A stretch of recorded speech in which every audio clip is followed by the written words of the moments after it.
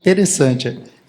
Você me permite fazer uma leitura que eu Claro, fica à preparei, vontade. que, assim, que tenha muito a ver com isso, e, e a partir que tem a ver com essa questão, e que eu, assim como você, às vezes também Deus me fala as coisas. É essa que Deus me falou ontem. Mateus,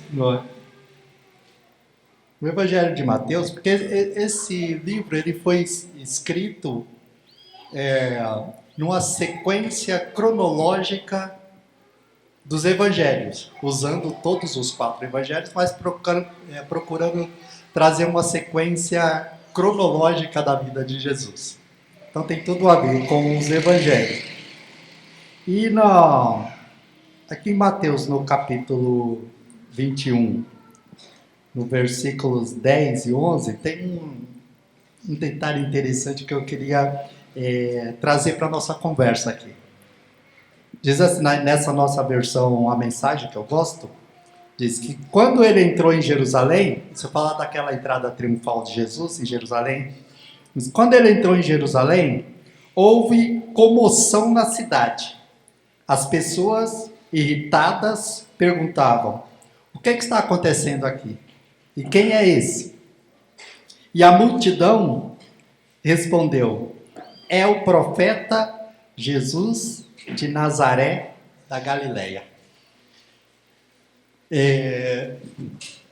Tinha ali dois tipos de pessoas estavam naquele momento, naquela entrada de Jesus. Um tipo de pessoa eram os habitantes de Jerusalém, que estavam na cidade, e quando viram aquele movimento, eles se irritaram, dizem, e perguntavam: quem é esse, né? O outro tipo de pessoa entraram juntos. E eles entravam e eles apresentaram quem era. O profeta Jesus de Nazaré. Nesse movimento, o que estava acontecendo é que a quebrada estava invadindo a metrópole. Eles estavam trazendo Nazaré, era a quebrada.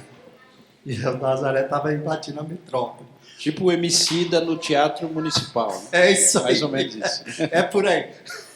Então, a motivação desse livro é por aí. Quando o Berloffa me procurou para escrever, eu tomei a primeira coisa que eu tomei foi um susto, né, com o Berloffa. O Berloffa era meio assustador. Mas, e aí quando eu comecei a acompanhar os podcasts do Berloffa, eu comecei a identificar as ideias. Porque às vezes a gente tem essa tendência de, às vezes, discriminar a pessoa pelo jeito de falar, pelo jeito de vestir, pelo jeito... E isso, às vezes, atrapalha o nosso acesso à essência da pessoa, à ideia da pessoa. Isso acontece muito. E isso tem tudo a ver com isso com aqui também. Porque lá em Jerusalém, o que tinha... muito em Jerusalém. Jerusalém era o centro religioso lá da Judéia. Quem estavam irritados com Jesus eram religiosos. E aquela religião, que por acaso era a religião também de Jesus, que era judeu, ela estava com um sério problema, isso na visão do próprio Jesus. Ela tinha se tornado um obstáculo, porque ela tinha deixado de dar um acesso a Deus, o que deveria ser de cada religião, né? Religar, e tinha se tornado um obstáculo. Por quê? Porque eles perderam a capacidade de enxergar o outro. Eles não conseguiam enxergar, não conseguiam aceitar o outro. E o outro é aquele que é diferente de nós. Aquele que tem muitas coisas em comum, mas ele tem também coisa que ele tem autonomia, pode ter ideias diferentes, pode se vestir diferente, pode agir diferente, mas o caminho que Jesus propõe, traça para chegar a Deus é um caminho que passa pelo outro. Quando ele diz, até mesmo quando ele diz eu sou o caminho, o que ele está dizendo ele está pedindo que nós façamos um exercício de passar pelo outro para chegar a Deus. Né? Porque mais lá à frente ele diz que ele é o caminho, mas ele é o que está passando fome, ele é o necessitado. Então é por aí que é o caminho. Quando se diz que o caminho é Jesus, não é uma coisa metafísica ou simplesmente religiosa. O caminho é Jesus porque ele aponta para uma direção e essa direção não é para o alto. Essa direção é para o lado, para o outro, para o necessitado. Eu acho que a motivação da escrita é isso, que nesse momento, principalmente um momento que a gente está vivendo, um momento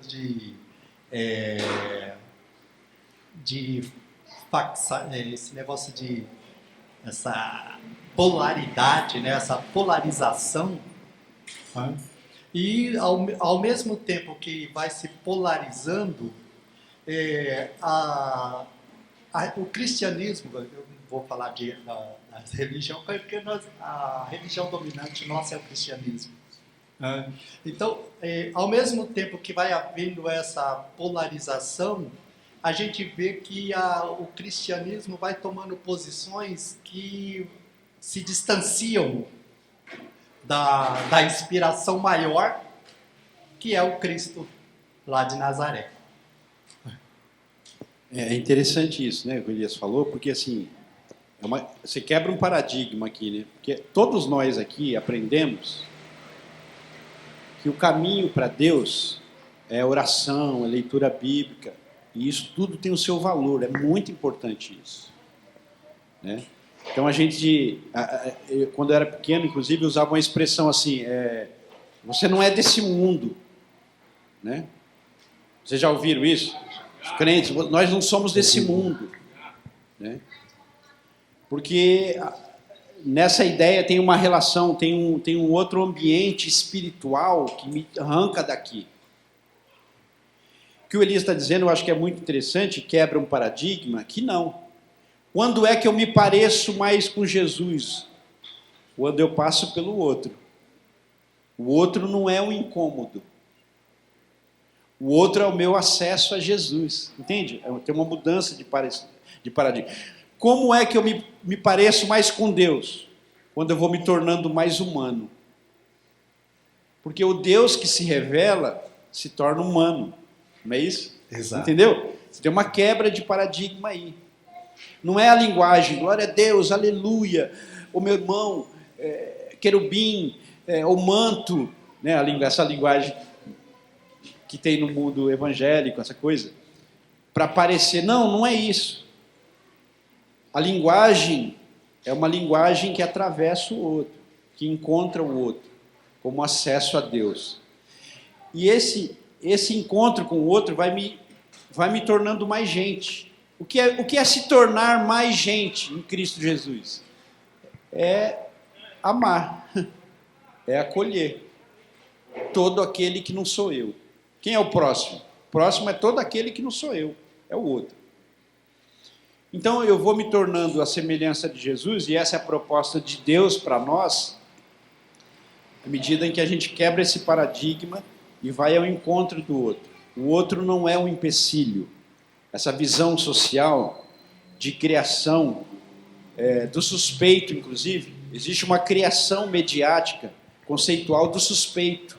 Quem é o suspeito na nossa sociedade? O negro. Se você vir à noite, meia-noite, e um negro vier atrás de você, você fala, já era. É verdade, conceitualmente, já está em nós isso. Porque é uma criação, isso aí é uma criação social do suspeito. Por que não pode ser um branco? Aliás, os brancos do Congresso estão arrebentando, na corrupção, na coisa toda aí. Haja o nosso ministro, ex-ministro da Educação, presbiteriano, inclusive, tá? Para quem não sabe, evangélico. Vamos deixar isso claro. Mas tem uma criação do suspeito no nosso imaginário. E passa por onde? Pelo pobre e pelo preto. A polícia já olha, isso é tão grave que a polícia já olha para o preto e para o pobre como marginal. Já é suspeito. O branco não. Você não vê alguém dos jardins sendo levado para dentro de um camburão com agressividade nos canais de informação. Não tem. Não que deveria, não é isso, mas não tem. Então, tudo isso a gente precisa pensar. A nossa fé passa por esse elemento, passa pelo outro. Não é isso, Elias? Inclusive, quando eu era criança, existia um ditado que ele não é muito falado mais por causa do momento, mas dizer que o preto parado é suspeito e correndo é ladrão. Eu ouvi muito isso, infelizmente. E essa questão o Mago falou agora do próximo, é interessante que quando perguntam para Jesus quem é o próximo, ele faz uma coisa muito interessante. Ele pega aquilo que o judeu achava mais diferente e mais difícil de aceitar e diz: esse é o próximo, que era o samaritano. Inclusive, eu queria trazer, mas não deu, na correria não deu. Eu vou pegar a paráfrase que o Rubem Alves faz da parábola do bom samaritano, que é magnífica, é excelente, um dos textos mais incríveis que eu já li. Então, se você não conhece, eu não trouxe, mas você pode procurar O Bom Samaritano por Rubem Alves. É incrível isso. Então, quem é o próximo? O próximo é o outro que eu tenho dificuldade de aceitar. Então, e é engraçado que antes dessa pergunta antes dele querer saber quem era o próximo, na verdade, o que ele queria era dizer: como que eu faço para herdar a vida eterna? Aí Jesus disse: só ama o próximo. E ele dizia: quem é o próximo? O próximo é aquele que você tem mais dificuldade de aceitar. Então, quando a gente se afasta do próximo, isso também é uma frase do Malbataan, que ele diz assim: afastar-se do próximo é afastar-se de Deus. Não tem como se chegar a Deus sem se chegar ao próximo. Então, o caminho para Deus é passando pelo próximo. Então, se nós olharmos para aquele momento de Jesus, por que Jesus era o caminho e ele é o caminho?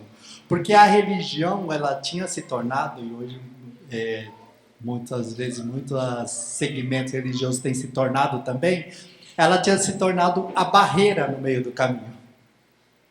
Ao invés dela ligar o homem a Deus, ela estava impedindo que o homem chegasse a Deus. E aí Jesus disse assim: não, eu sou o caminho. Existe um atalho para chegar a Deus. Vocês não precisam ficar batendo com a cara nessa parede que é a religião.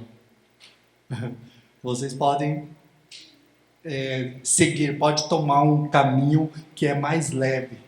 Você pode tomar um caminho que é diferente. Vocês podem tomar um caminho que não passe por esse pessoal aí que coloca fardos pesados sobre vocês, mas não quer nem mover com o dedinho. Então, a questão da negritude é apenas um começo, é apenas o start. Quem leu sabe que tem muita coisa assim por trás da questão racial. Mas por que essa abordagem do negro nazareno? Porque o cristianismo, infelizmente, o evangelho, infelizmente, ele foi distorcido e usado para discriminar, para discriminação racial e, inclusive, para oprimir o negro. Inclusive, tem até pastores já disseram que não, a África é amaldiçoada, né? Porque a tal marca de Caim, meu Deus, que besteira. Porque Foi o pastor que disse isso, né? Marco Feliciano, deputado federal. O bagulho já manda na cara. Não, só para vocês saberem, né? O nível de manda na movimento lata. que a gente tem no Brasil. Né? Como que a pessoa diz uma besteira dessa? Não, é porque foi a marca de Caim. Deus colocou a marca de Caim, ele ficou preto, né? E aí todo preto ficou amaldiçoado. Aí alguém disse para ele, mas será que a maldição da África não é o europeu que foi saquear a África? Que foi comprar escravos na África, aproveitando das guerras internas, das etnias? Então, tudo isso tem a ver com Jesus, sim. E tem a ver com a maneira como nós enxergamos Jesus. Então, a intenção, o negro nazareno, não, é para além de ser preto ou ser branco. É para além disso.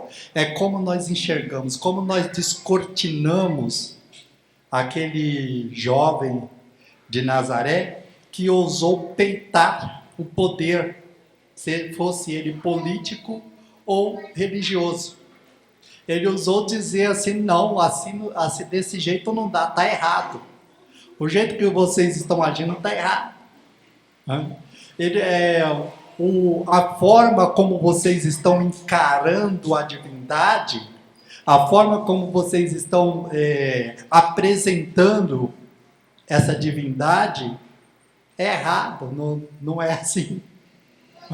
Então, quando Jesus ele vai de encontro, ele vai contra toda essa manipulação do poder político e religioso, aí sim ele propõe um novo caminho que independe da religião.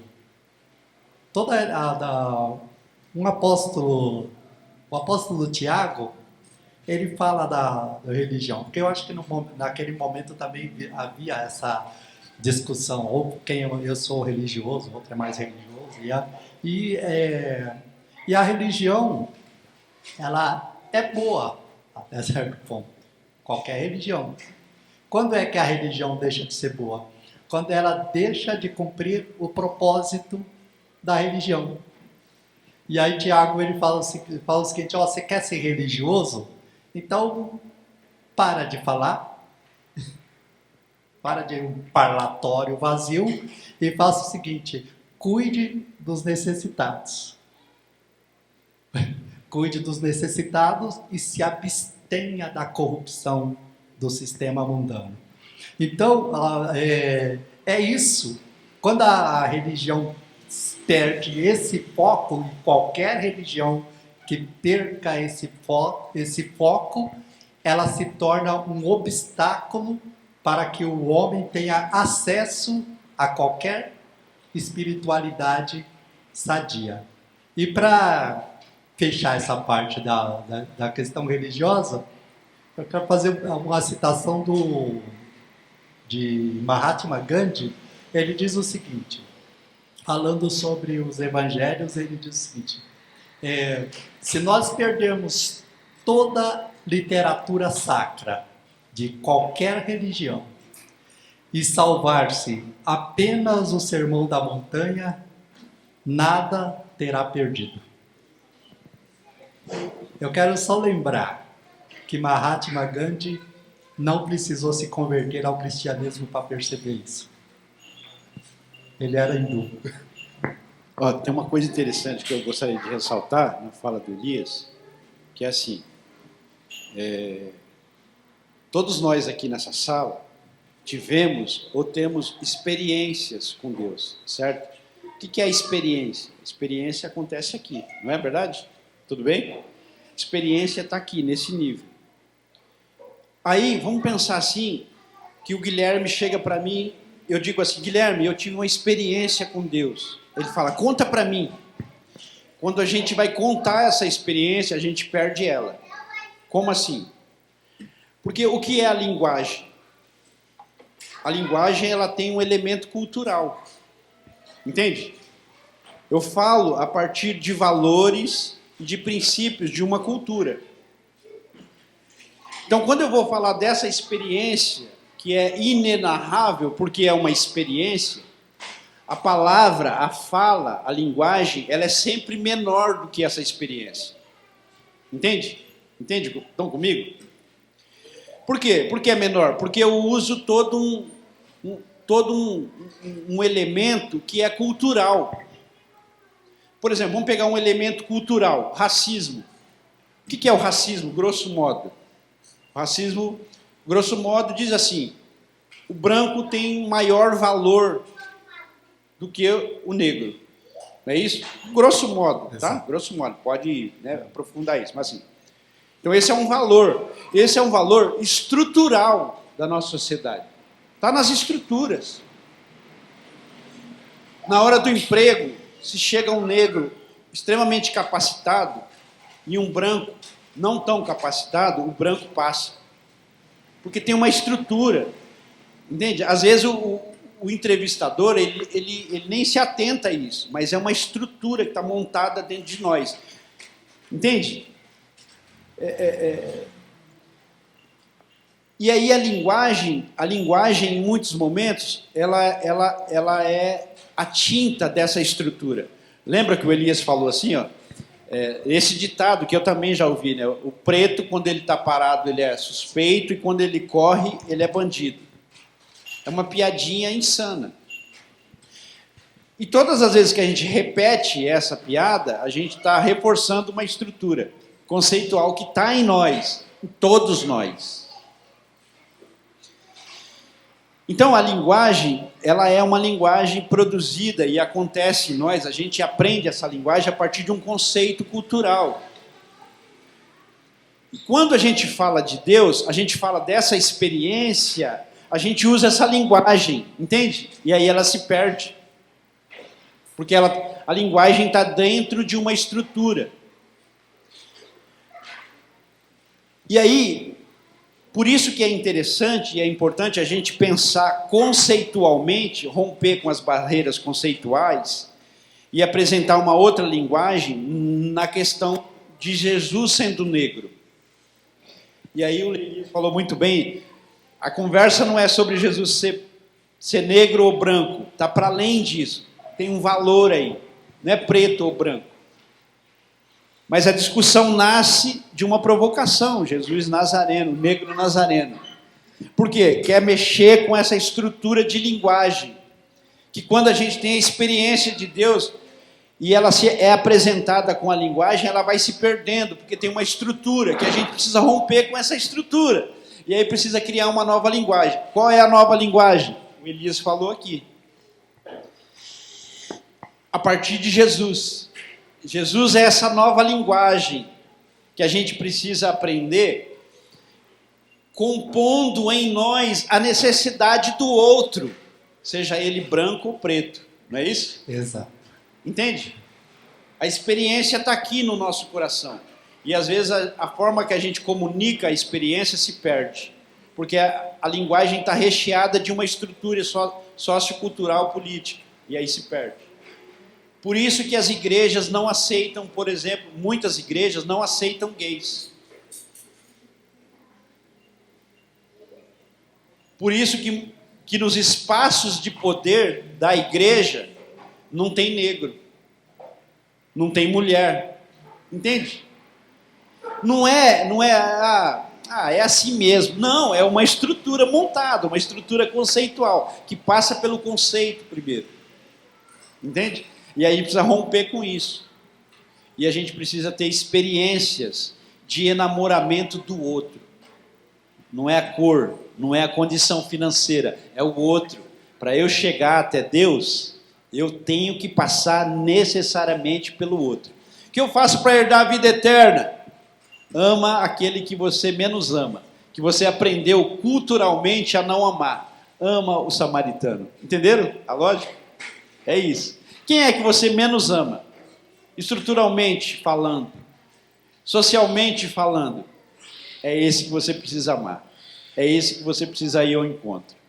É isso, Elisa. O pessoal já está querendo fazer pergunta. Calma, só segura um pouquinho aí. Segura. Aguenta aí. Já a gente abre para pergunta. Complementando aqui a fala aqui do Magu, nós vivemos em uma sociedade que é racista, misógina e homofóbica. O que às vezes se desprender disso é difícil. Mas quando nós transmitimos esse nosso preconceito para Deus, a coisa se torna mais grave. Porque às vezes eu tenho dificuldade de me livrar do meu preconceito. Mas isso não me dá o direito de dizer que Deus tem esse mesmo preconceito que eu. Então, isso sim, e é por isso que é importante a gente descortinar. O que a gente tenta nesse livro é descortinar um véu de religiosidade de cima de Jesus de Nazaré, para a gente mostrar um Cristo na sua realidade, o mais despido de religiosidade possível. Porque quando a gente fala hoje de Jesus, o que vem na nossa cabeça é religião. A gente já pensa logo igreja e símbolos religiosos, né? Mas, assim como outros fundadores de religião, Jesus não fundou religião. Outros que são tidos como fundadores de religião. Então Jesus não é evangélico? Jesus não é evangélico, não era nem cristão. O Cristo não era cristão. Pois é. Jesus não era religião, ele tinha uma religião que não era o cristianismo. Ele era judeu, mas quantas vezes ele esteve no centro religioso judaico? 2 vezes, né? Ele deu uma saidinha só para ir até Betânia e voltou, não conta. Mas ele teve 2 vezes. Ele foi aos 12 anos, quando teve aquela discussão com os doutores, e foi aos 33 anos, quando foi morto, crucificado, pelas suas ideias. Ou seja, a gente não pode dizer que Jesus era uma pessoa religiosa, no sentido da religiosidade da época. Então, quando a religião ela tinha adoecido, por isso Jesus ele tinha uma postura antirreligiosa, porque aquela religião tinha adoecido. Então, quando a religião adoece, muitas vezes a gente tem que fazer esse exercício de tirar um pouco da religiosidade para enxergar a realidade. É isso que Paulo quer dizer quando ele diz, a letra mata e o espírito vivifica. A letra é aquilo que as pessoas vêm defendendo de forma religiosa. Tá aqui, tá escrito. O que os religiosos da época de Jesus diziam? Está lá na lei, Jesus, está lá que não pode curar no sábado, você está curando no sábado. Está escrito lá que não pode quebrar espigas no sábado para comer, os seus discípulos estão quebrando espiga. Tá lá na lei que tem que lavar as mãos antes de comer, né? Mas você pegou lá os potes de lavar a mão e transformou em vinho. Então, quando a religião adoece, é preciso quebrar, é preciso esquecer um pouco da letra e trazer o espírito. Jesus estava fazendo esse exercício.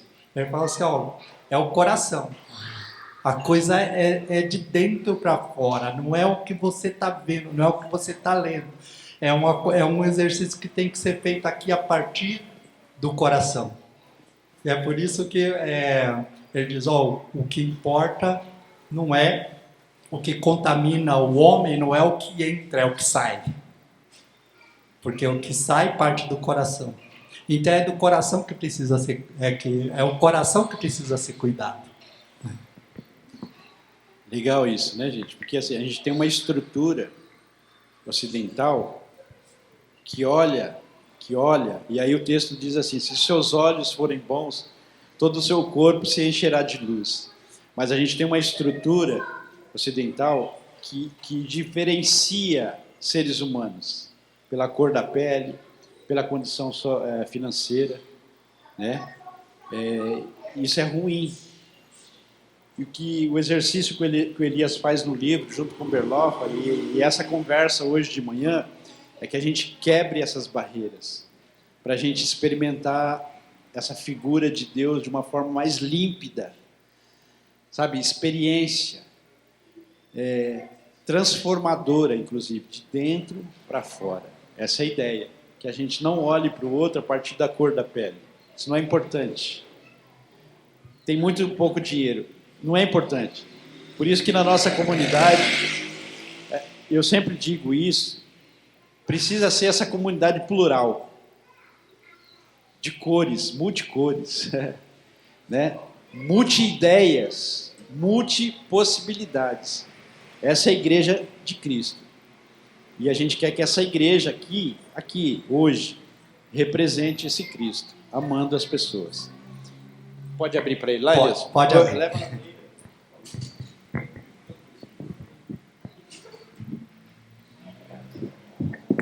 Bom dia, prazer, meu nome é André, sou aqui de Osasco, pronto.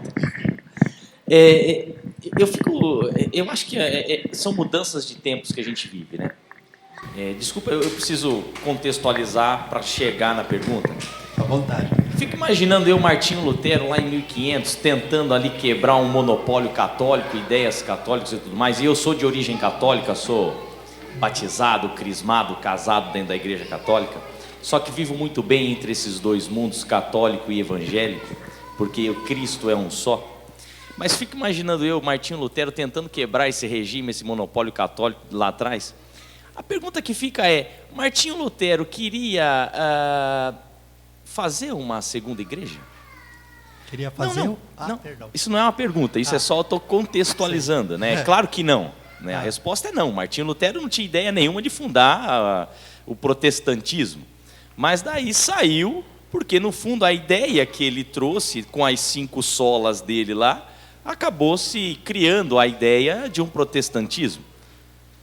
Fico imaginando eu, Jesus lá atrás, quando começou a questionar o seu processo religioso judaico, será que ele tinha intenção de fundar o cristianismo? É claro que não. Assim como não dá para dizer, desculpa discordar, né, que Jesus foi só 2 vezes ao templo, porque na verdade o que a gente tem são relatos dos 33 anos, aliás, dos 30 anos em diante. Então, para mim o que fica aqui é que, claro, ele era judeu, morreu judeu, nasceu judeu, foi circuncidado como judeu. Então assim, não dá para afirmar que ele só foi 2 vezes ao templo. Provavelmente ele foi muito mais do que 2 vezes, até porque sua família era judaica, inclusive foi se recensear com seu pai e sua mãe lá atrás. Então, será que Jesus queria fundar o cristianismo? Claro que não. Ele só queria, como o Senhor mesmo disse, trazer à luz a verdadeira essência do Deus. De qual Deus? Provavelmente daquele do pentagrama que nós chamamos, né? Mas enfim, a pergunta que fica e eu acho que é uma pergunta que a gente tem que ter dentro da gente, é aquela história de que quando Jesus disse que ele não veio para abolir a lei existe. Fato é que ele veio para desmistificá-la e como tornar isso mais fácil. Eu fico pensando se nós agora, nesse movimento que estamos fazendo, veja, de descortinar o Evangelho, será que a gente não está fazendo de novo uma ruptura que talvez seja problemática para a gente lá na frente? Embora a igreja ela tenha que ser inclusiva, existem algumas regras para isso, né? Hoje em dia a gente tem algumas coisas como, por exemplo, alguns jargões, inclusive no nosso meio. Por exemplo, quando se trata de casamento, né? Às vezes quando o casamento não dá certo, a gente fala assim, não, foi porque Deus nos livrou.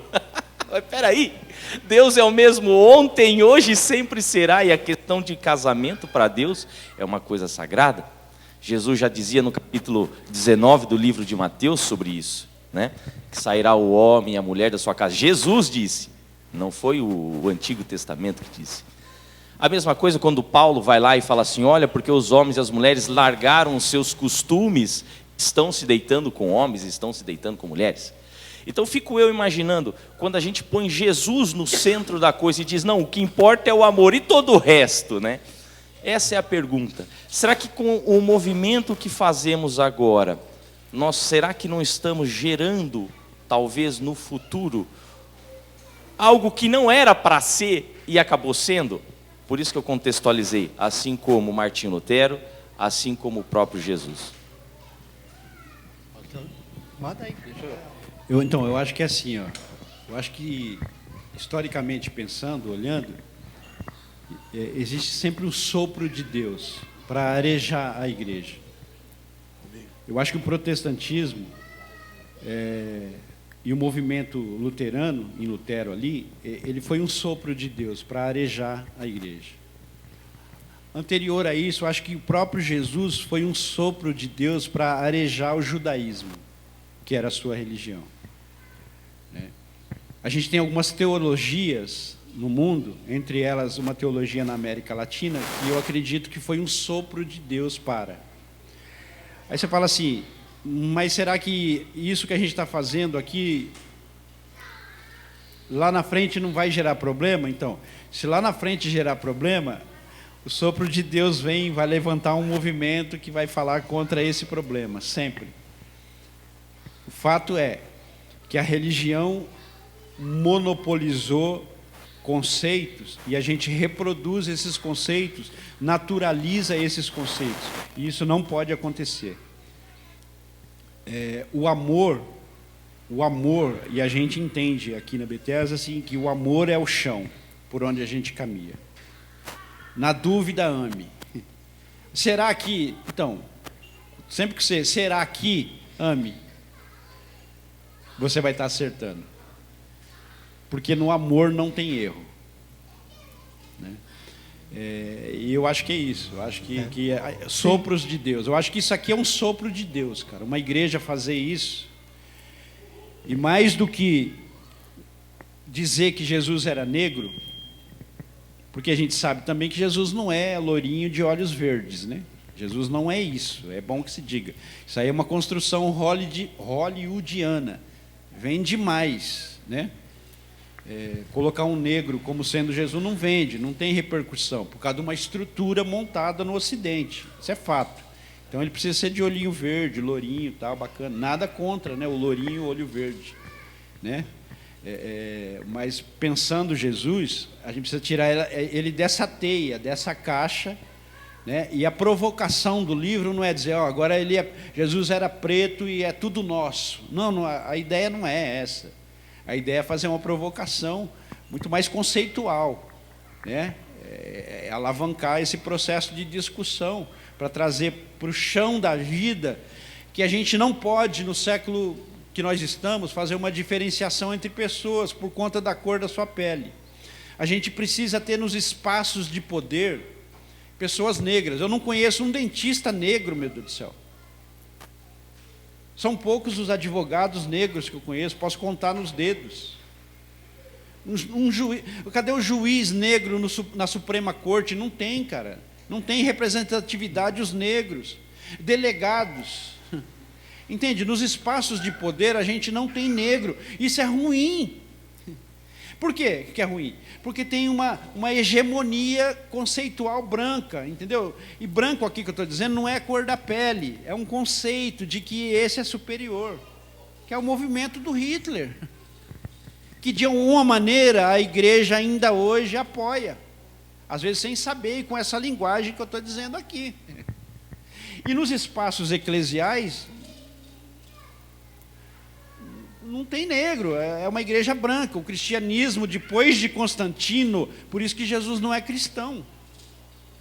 Jesus é Jesus, o ser humano que vem apresentar Deus. O proto-cristianismo, que eu chamo de proto-cristianismo, é o cristianismo em Jesus, nessa elaboração do amor, e depois Paulo vai organizar, porque tem tanta gente, vamos ficar juntos, vamos se reunir, vamos cantar, vamos adorar, e aí Paulo vai organizando nas casas a igreja, né? Aí, em Constantino, a igreja toma um outro rumo, e a igreja hoje, eu encerro aqui, passo para o Elias, a igreja brasileira é uma igreja constantiniana, que adora o poder imperial. Ela quer estar nos espaços de poder, não para abençoar o povo, mas para dominar o povo. E aí o Paulo Freire dizia assim que uma das características do opressor, uma das características do oprimido, é que ele reflete o pensamento do opressor. Então o movimento, deixa eu dizer isso com todas as letras, o movimento evangélico brasileiro é um movimento que reflete o pensamento do opressor. É só você fazer uma leitura coerente e sem emoção, né? Você vai ver exatamente isso. Então essa eu acho que é a grande provocação do livro, né? Exato. Sopro de Deus, cara, sopro de Deus. Eu acho que o Mago colocou aqui muito bem, cara. Sopro de Deus. As rupturas são coisas que acontecem na sociedade, mas essas rupturas religiosas são necessárias, sim, para ajustar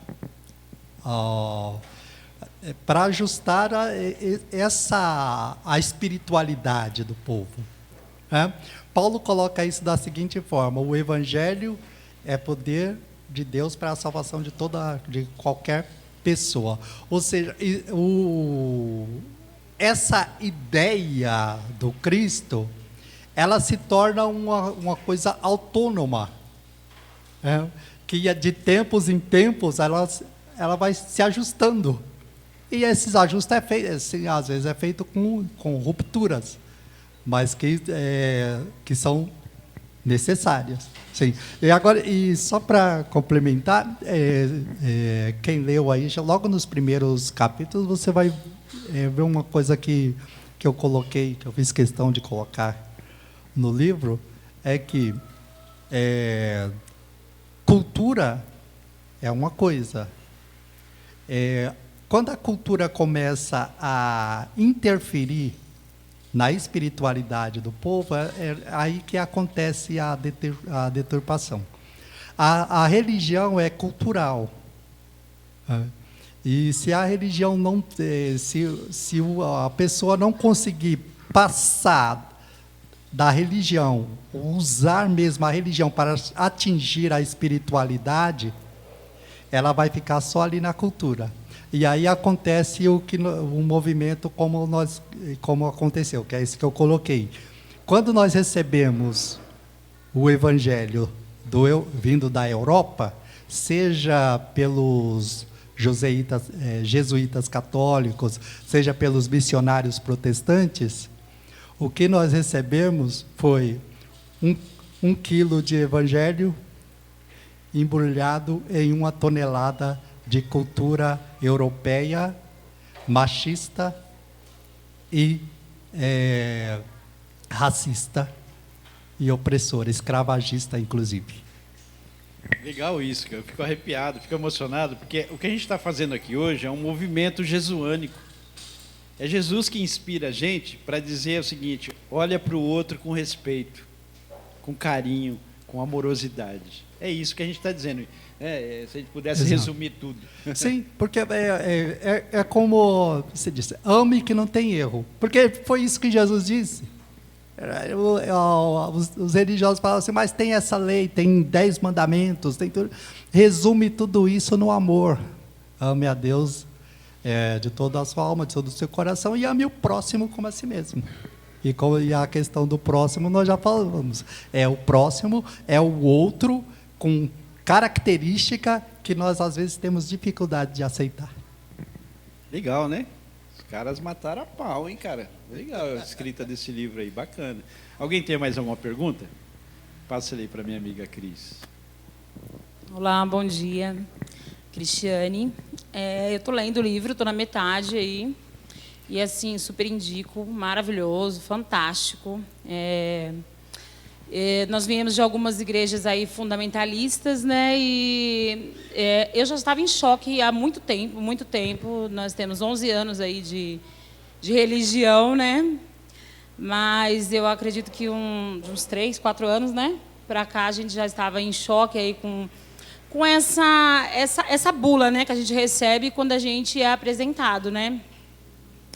Para um Cristo, na verdade, eu falo que Cristo sempre falta nos cultos, né? Eu estou muito contente que parece que aqui Jesus sempre vem, né? Mas a gente estava aí, né, em algumas igrejas aí que Cristo nunca vinha. E isso assim incomodava demais a gente, porque aí nós recebíamos lá aquela bula, você tem que fazer isso, isso e isso, e engarrafa tudo isso, e quando você não consegue engolir aquele conteúdo ali, é o que o pastor falou, né? Você não serve para aquilo. Você não se encaixa naquilo ali, né? Então, o problema é a gente, né? Não eles. E aí, graças a Deus, eu acredito que Deus ele vai trabalhando através da história, justamente por isso acontecem esses movimentos. E que bom, tomara que dê problema mesmo, né? Que a gente seja dor de cabeça, né, para esse povo aí, que eles venham repensar toda essa estrutura, né? Realmente, não tem negros em vários esferas aí da sociedade, e eu acredito também porque as pessoas não se reconhecem como negras, né? Muitas vezes as pessoas têm essa dificuldade de se enxergar como negra. A hora que eu li esse livro, que eu vi, assim, tipo, a hora que eu vi o livro aqui já, o Negro Nazareno, já me impactou. Aí, na hora que eu comecei a ler, eu falei, nossa, gente, como que faz sentido isso e a gente não analisa essa situação? Eu já tinha visto outros relatos, tal, mas não me aprofundei. Muito bom. Os títulos, é um livro gostoso de ler, né? Curtinho as partes, assim, os capítulos. Vem aí sempre com um título assim bombástico, né? Jesus, o favelado. E aí por diante, eu gostei muito. Estou na metade, parabéns pelo trabalho. O Berloffa realmente é uma coisa difícil de engolir, né? Eu estou escutando bastante ele também. Mas, assim, é muito gostoso, né? Eu acho legal quando acontece essa inquietação, né? Quando vem para mexer com a gente mesmo.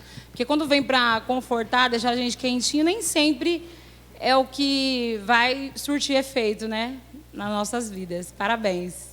Obrigado. Eu falei pro... Obrigado. Numa das lives que eu fiz junto com o Berloffa, eu vou dizer uma coisa, eu não conheço o Berloffa pessoalmente, nós não sentamos ainda lado a lado até hoje. Porque ele está correndo para lá, eu estou correndo para cá, e a gente se conheceu e eu escrevi o livro durante a pandemia. Nossos contatos foi tudo virtual. Estamos para marcar aí um momento para a gente sentar junto. Mas numa das lives que eu fiz com ele, eu falei que eu fui o moderador do Berloffa, para que pessoas que não ouviriam o Berloffa, que descartariam da primeira palavra, pudessem ouvir, pudessem ler o Berloffa, pelo menos. Eu sempre falo assim que o Berloffa, eu falei isso para ele, falou, cara, muito bacana o livro, porque você encontrou um crente, né, cara? Vai escrever com você. Ele quer me matar, né? Mas olha, um exemplo forte de religião é assim, ó. Eu chego pro Marcão, falo assim, Marcão, você está me falando do seu vizinho e tal, por que você não mata ele?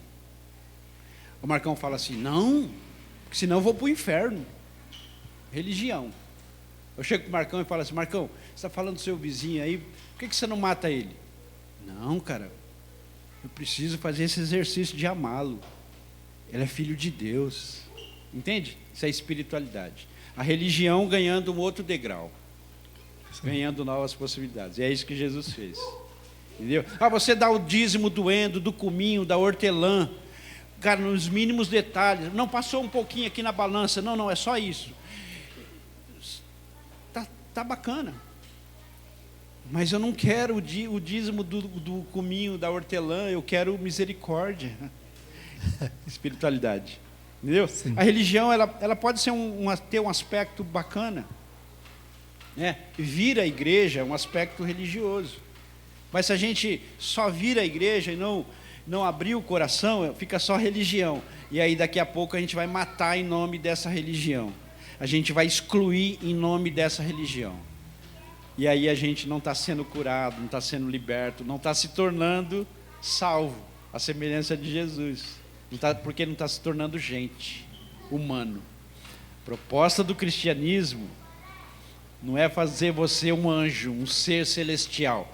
A proposta do cristianismo é fazer você um ser humano, à semelhança de Cristo Jesus, o negro nazareno. É isso. É isso.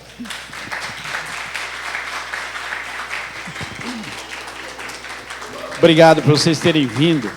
Vocês entendem um pouquinho agora quando eu digo assim, a igreja Bethesda de Osasco, uma igreja para o seu tempo, entende? É isso. A gente precisa ser resposta de Deus para o nosso tempo, para a nossa geração. E Deus vai usar muito a gente, eu tenho convicção disso. Amém? Saindo daqui eu vou estar ali do lado, isso. No hall ali, para assinando os livros. Assinando os livros. Tá bom? E tem um coquetel ali, né? Tem umas mordeduras ali. Mordeduras. É umas coisinhas. Depois daqui a gente vai almoçar todo mundo na casa do Elias, só que é em Tatuí, né? Vamos orar? Obrigado, Senhor, pela vida do Elias, companheiro, querido, pela vida da Val. Obrigado. Oh Deus, que esse livro chegue em lugares para aquecer corações, para dizer para a gente que está desanimada, que Jesus ama, que Jesus não faz diferenciação por cor de pele, condição financeira, status social, não. Jesus é o Deus encarnado que diz: vinde a mim todos vocês cansados e sobrecarregados e eu vos aliviarei. Aprendam de mim. Esse é o Jesus que nós acreditamos. O Jesus que constrói pontes. Jesus, o grande pontífice, aquele que constrói pontes de acesso à amizade, à amorosidade, à doçura, fraternidade, solidariedade. E é sob esse nome que nós estamos reunidos nessa manhã, no nome poderoso, amoroso, gracioso de Jesus. Despede a gente com a bênção apostólica, Elias. Que o amor de Deus, aleluia, a graça de nosso Senhor Jesus Cristo e as doces consolações do Espírito Santo estejam com todos vocês. E todos digam amém. Amém. Obrigado, gente.